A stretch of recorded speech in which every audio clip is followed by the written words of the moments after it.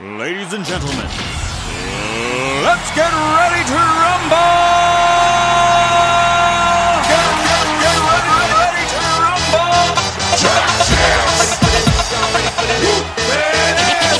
Pump up the jig, yo, pump it up, yo, pump it up. Y'all ready for this?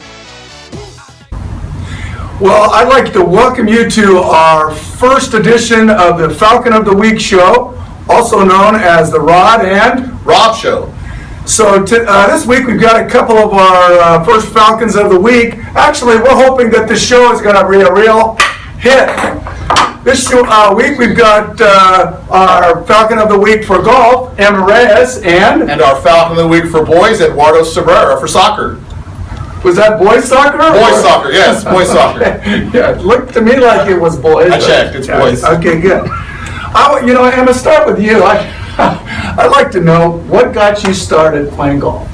Well, a lot of my family plays golf, so I guess when I was younger, I just used to always watch them. And when I got into high school, Atwater has a golf team, so I decided to try it out and see what my family's been doing for the past few years. Excellent. Rod? Eduardo, same question for you. How did you get started in soccer? Who got me started playing soccer is my family, because it's like a family type of thing. Even though we don't have no one going like pro, that's my goal, like my dreams, to be the first one in my family to go pro, and then show them that thanks to them, I have this career. Good. Back to you, Rod. Excellent. Wow. This is pretty exciting. I'd like to know, Emma, what is your favorite memory of your experiences here playing golf? My favorite memory? I don't know. Every day it's just really fun going out there and seeing what our coach, Miss Frank, has to say. There's just a lot of random funny comments, and some of the stuff she does is really funny. So just going out there and playing is really fun. But you seem like you're so even-tempered, and golf is a game that requires so much concentration. Don't you get out there and really get teed off sometimes? Yeah, sometimes. Last year I used to have a problem staying calm, but I learned from my mistakes this year and I'm doing a lot better. Excellent. Rod? I was going to ask you what your favorite memory was, but I already know, is when you shot that winning goal last year in the playoff game. That was our favorite memory. Oh, that was amazing. That was outstanding. So I'm going to ask you who your favorite pro soccer player is. My favorite pro soccer player, it's more like a role model to me, because when I was small, I used to be fast and kind of like not skilled as I'm always in life. It's amazing, but just the fact that I was small and then quick, people call me Little Messi. Okay. Nice. So I can see that. I can see the resemblance. yeah, it's pretty much like. Maybe we have some highlights on Messier. I don't know. Yeah, maybe. So yeah, that's my resume. So I know, Emma, I know golf can be an individual game, but it's also got team aspects where it's kind of competitive, where you add up the total number of all 6 of the girls' rounds. Can you talk to us a little bit about your lowest round that you've ever scored? Well, the lowest round I've ever scored actually wasn't for the school. This summer I played an 18-hole tournament and I shot an 81 Wow. for 18 holes, but for the school the lowest I've ever shot is 45 for 9 holes. Okay, 81. That's an interesting number, Mr. Nibbs. Yeah, that's an interesting number. What? So, Mr. Serrero, let's ask you, I'm excited about this year's soccer team. Last year, you guys went deep in the playoffs. I got to broadcast with Mr. Svensson at the games. Really exciting games. How do you feel the team is shaping up this year? I feel like the team, I have the same goals as last year.